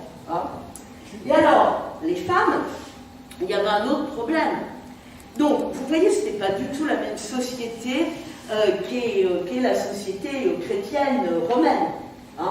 Et quand je vous raconte ça, on comprend pourquoi quand Rome a vraiment voulu établir sa puissance, pourquoi ils ont tout petit à petit imposé d'autres règles, fait reculer le rôle des femmes, etc.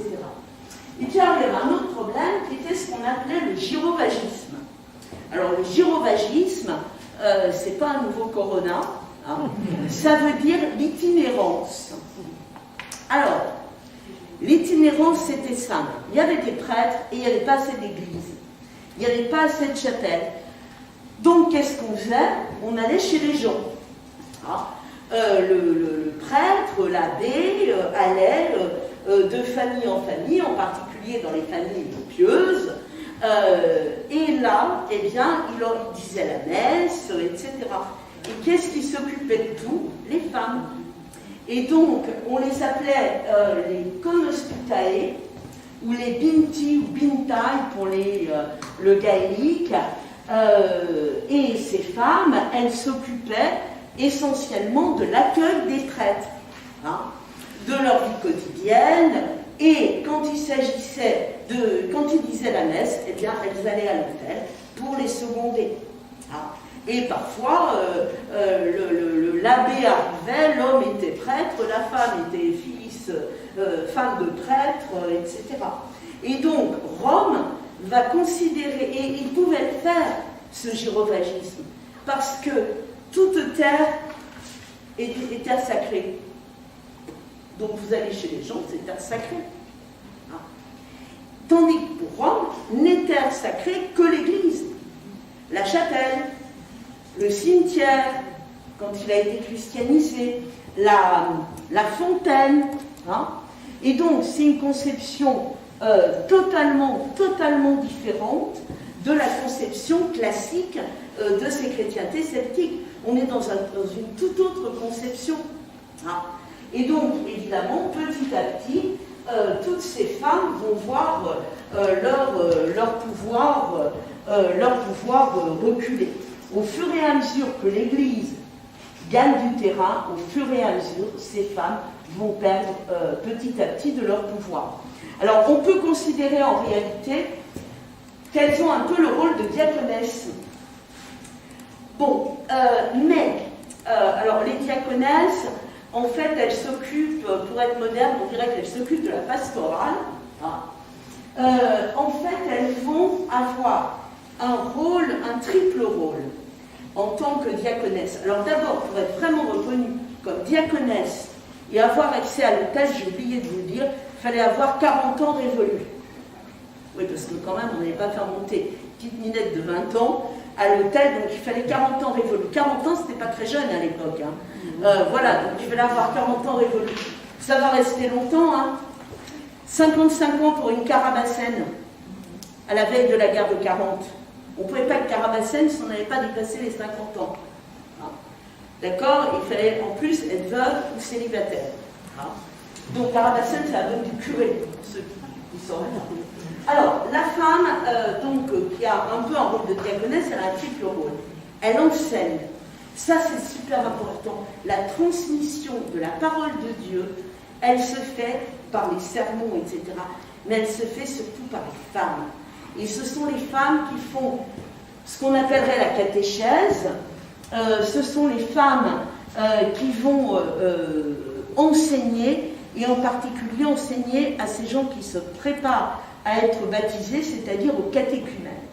Donc elles sont extrêmement importantes pour ça. Ce sont elles qui ont la transmission, mais la transmission orale. Les moines, ils ont la transmission écrite. Les femmes, elles ont la transmission orale. C'est aussi pour ça qu'on connaît moins les choses. On n'a pas de ces écrits, mais elles ont la transmission orale. La deuxième chose, c'est que quand on baptise, elles sont là. Et quand on baptise, elles sont là, c'est-à-dire ce sont elles qui vont dévêtir les catéchumènes, on les immergeait à l'époque. Donc elles sont là pour la plus grande partie des baptêmes, et puis de manière générale, elles assurent à la fois un service économique, mais un service économique et spirituel en même temps. Et ce qui est terrible, c'est que petit à petit, on va bien vouloir leur donner encore et toujours un rôle économique, mais on va les dépouiller de leur rôle spirituel. Et alors, il y a une chose qui est intéressante, c'est que dans beaucoup de communautés, à l'époque, les hommes et les femmes vivaient dans la même abbaye, dans le même couvent. C'était des communautés mixtes.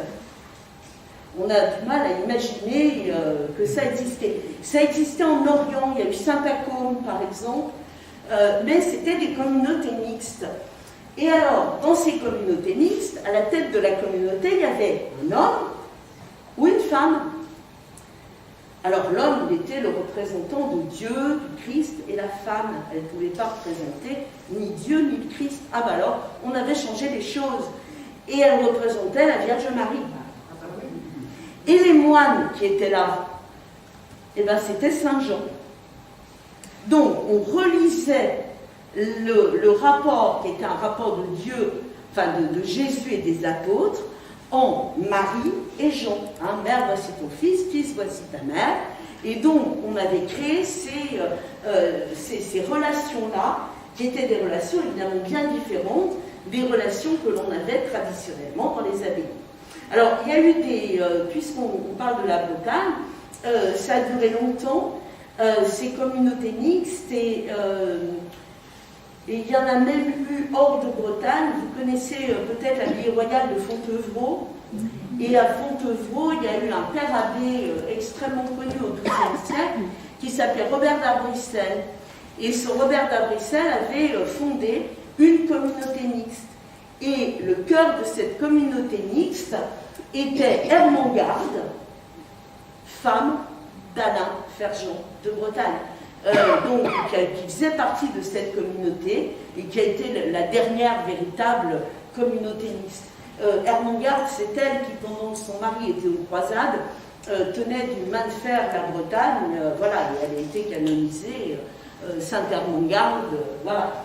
Mais elle a fait partie de ces dernières communautés mixtes qui existaient. Mais vous voyez, l'Église... Pour l'Église bretonne, au final, vivre entre frères, hommes et femmes, ne posait pas de problème terrible. Pour l'Église catholique, il fallait tout relire pour donner une structure qui soit véritablement une structure d'Église. Voilà, donc, ok. Alors, pour finir, j'ai pris deux exemples que je vais...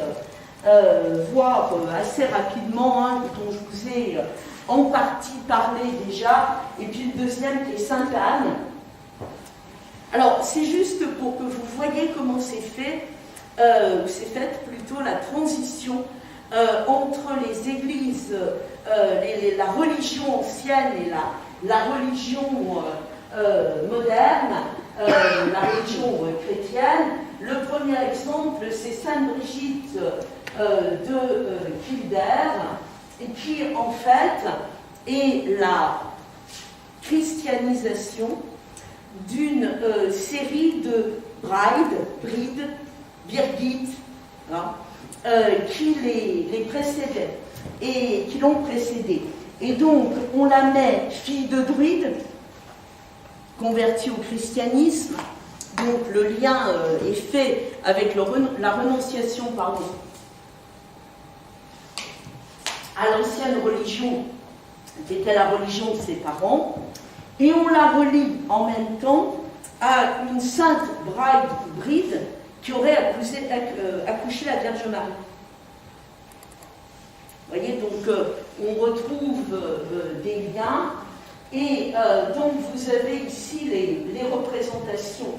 Et Sainte Brigitte, elle est, avant de devenir, avec Saint Patrick, la patronne de l'Irlande, elle aurait été convertie par Saint Patrick, qu'elle n'a sans doute jamais rencontré, et elle aurait été convertie au christianisme sans que l'on ait la trace de la moindre existence de Sainte Brigitte. Hein, on n'en connaît rien, mais on n'en connaît pas plus de Sainte Anne tout à l'heure. Hein. C'est un peu la même chose, mais on l'appelait la Marie des Gaëls. Hein. La Marie des Gaëls, c'est-à-dire la Vierge des Gaëls, et le symbole finalement de la christianisation de l'Irlande sous leur double influence. Et il y a eu en Irlande, on ne pouvait pas avoir deux saints patrons. Alors il y a deux saints patrons en Irlande. Il y a Patrick et Brigitte. Mais d'abord Patrick. Et on ne les a pas mis tous les deux sur le même plan. Hein. Et Brigitte, on l'a sortie du calendrier, et on l'a sortie du bréviaire, et on l'a sortie des saints pendant un temps, après Vatican II, parce que, oh là là, est-ce qu'elle avait existé, on n'en savait rien. Mais alors, le plus intéressant, c'est que Sainte Brigitte, sa fête, c'est le 1er février. Alors, le 1er février, c'est la veille du 2. Hein. La chandeleur, la déshibernation de l'ours, la renaissance de la lumière, etc. Sauf qu'en fait, en réalité, c'est une fête celtique qui est Imbolc. Et c'est le début de la lactation des brebis.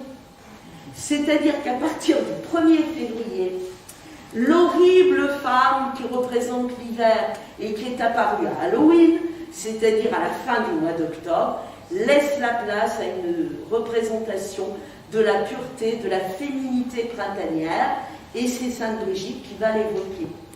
Et cette Sainte Brigitte, donc on l'a faite le 1er, et elle a une, c'est les saints des attributions.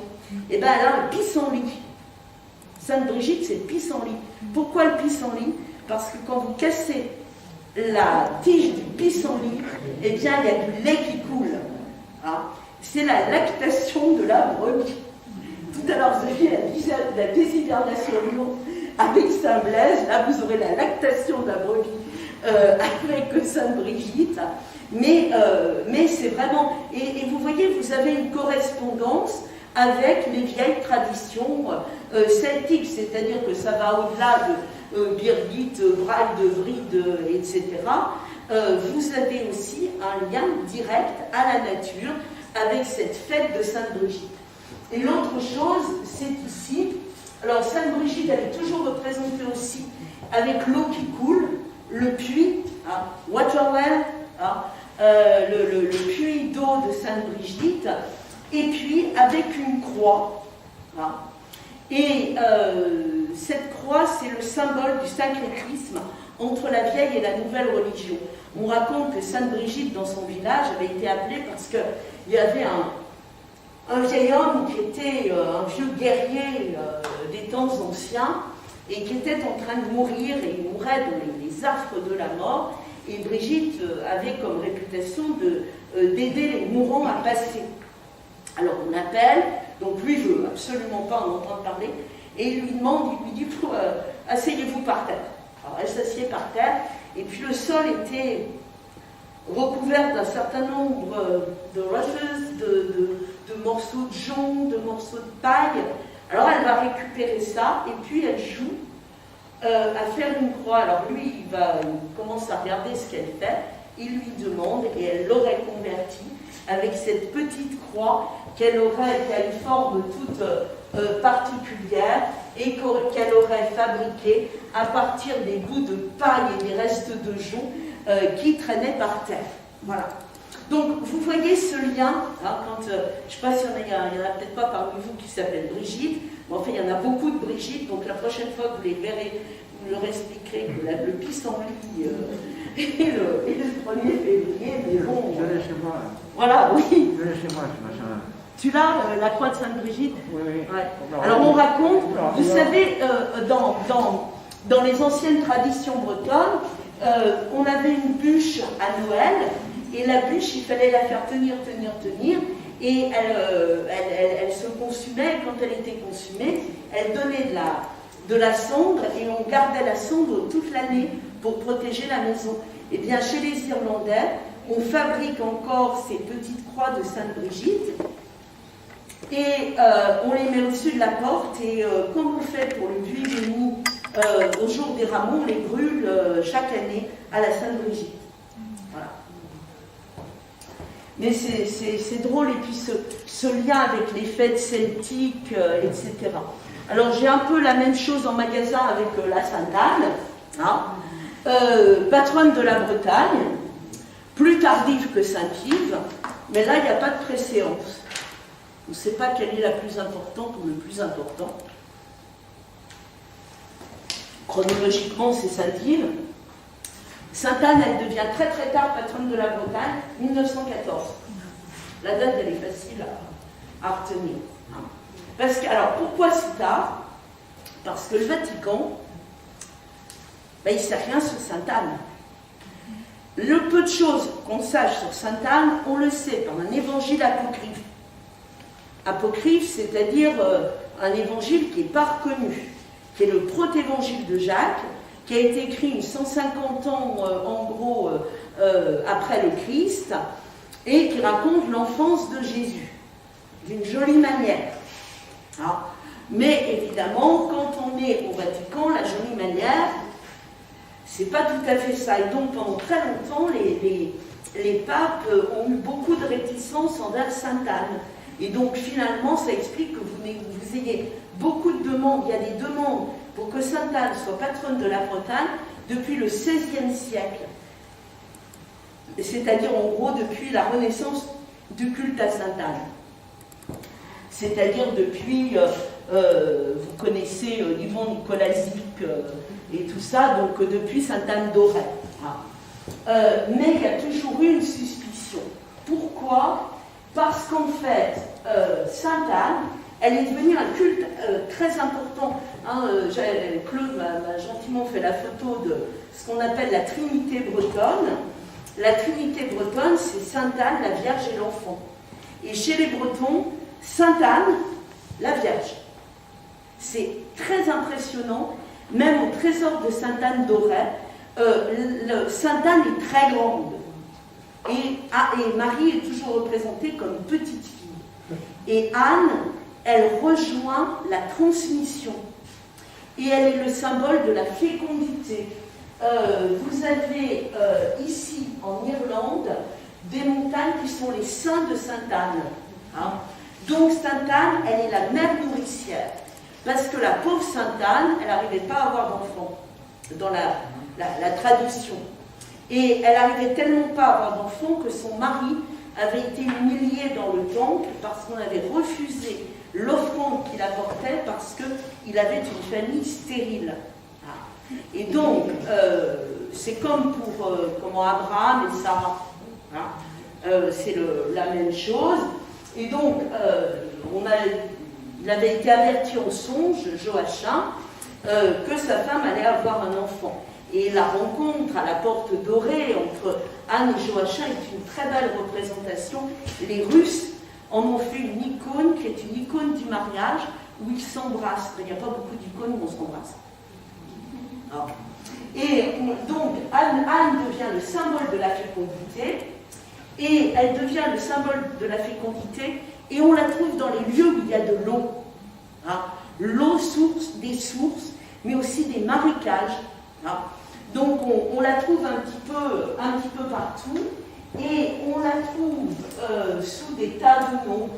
Bellissima, Bellissima, qui va donner la rayonnante, la radieuse.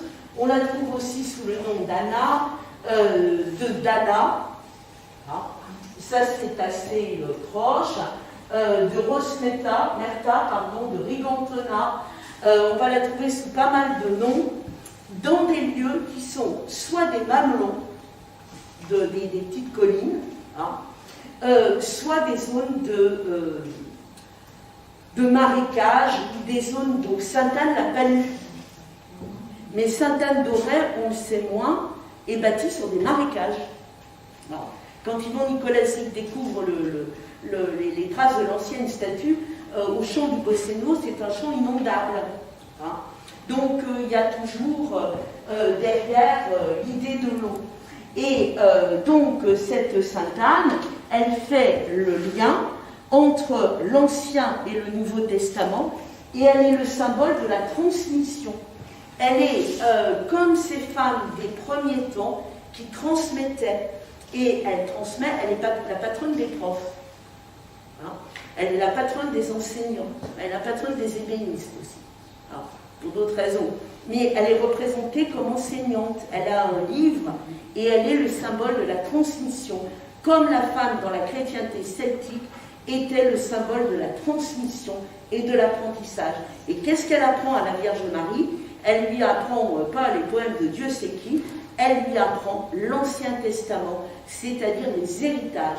Comme ces femmes, les Binte ou les Conospitae, quand elles expliquaient aux gens, quand elles leur transmettaient, elle leur transmettait les liens avec l'ancienne religion. Donc on est dans la symbolique de la transmission. Voilà, et donc vous êtes derrière, évidemment, ces conceptions traditionnelles de Marie et de Sainte Anne, et c'est la raison pour laquelle Sainte Anne continue. Alors, elle est patronne des marins aussi. Et alors, pourquoi patronne des ébénistes? Parce que elle est la belle-mère de Saint Joseph. Voilà. Donc, en fait, pendant longtemps, il y a une seule les ébénistes et les menuisiers, tous les travailleurs du bois étaient ensemble. Et puis, ils sont séparés. Et donc, les menuisiers ont pris comme ça Saint Joseph, et les ébénistes ont pris la belle-mère. Voilà. Et donc, elle est patronne aussi des ébénistes. Voilà.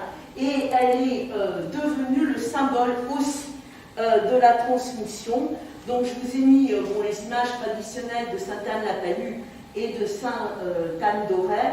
Je vous ai mis cette Sainte Anne que j'aime beaucoup, qui est une Sainte Anne qui a été réalisée dans les années 80, donc à Arzon, dans le golfe du Morbihan, dans la presqu'île de Ris, et qui est Sainte Anne accueillant les marins, mais accueillant aussi Jésus, parce que la légende dorée de Sainte Anne raconte que Jésus est venu en Bretagne avant de mourir, puisque Anne était l'épouse d'un affreux seigneur qui l'a obligée, qui l'a chassée alors qu'elle était enceinte. C'est un peu la même légende que Sainte-Noyale, elle n'avait pas le droit d'avoir un enfant, donc elle est partie. Elle est arrivée sur les terres que vous connaissez, donc elle est arrivée en Palestine, et quand elle a eu élevé la Vierge Marie, eh bien, elle a considéré que son temps était fait et elle est rentrée vivre en recluse à Sainte-Anne-la-Palue. Et pendant les 40 jours où Jésus est au désert, mais il n'est pas au désert. Il est rentré en Bretagne, demandé la bénédiction de la Mangose, et il est reparti de Bretagne, capable de subir la passion. Voilà. Et donc, Sainte Anne est morte, serait morte à Sainte-Anne-la-Palue. On n'a pas trouvé le corps, mais c'est pas grave parce qu'en Bretagne, comme la terre est acide, les corps se dissolvent. Et puis il y a peut-être un pêcheur de Douarnenez qui pense l'avoir retrouvé. Voilà. Maintenant, des traces, des reliques de Sainte Anne, il y en a partout. Il y a plein de phalanges. Il y en a une à Sainte-Anne d'Auray, mais il y en a d'autres. Et en région parisienne, mais j'ai perdu le nom, il y a un endroit où il y a plein de reliques. Bernès, tu vas savoir. Lompon. Merci. À Lompon, et il y a la ceinture de Sainte-Anne. Donc, en fait, le recteur de Lompon m'avait appelé une fois, vous savez, j'ai la ceinture de Sainte-Anne, et il a dû trouver que j'étais un peu comme Saint-Thomas. Donc, nos relations sont un peu arrêtées là, mais voilà. Voilà, donc, vous voyez, vous avez ces syncrétismes. Alors, pour conclure, hein, les femmes à l'époque, vous avez surtout assisté au fait du recul de leur place dans la société. Hein. Et puis, le fait que, dès l'instant où on n'écrivait pas, où on est encore dans la tradition orale, on sait peu de choses sur ces femmes. Voilà. Si vous avez des questions, allez-y.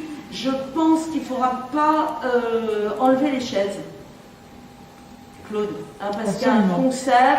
Oui. On va peut-être vous demander juste de tourner vos chaises face à Maurice Bétou. On se mettra dans le sens, mais il y a qu'à les laisser sur Oui, place. laissez les chaises comme ça. Voilà. Je vous remercie. Si vous avez des questions, n'hésitez pas.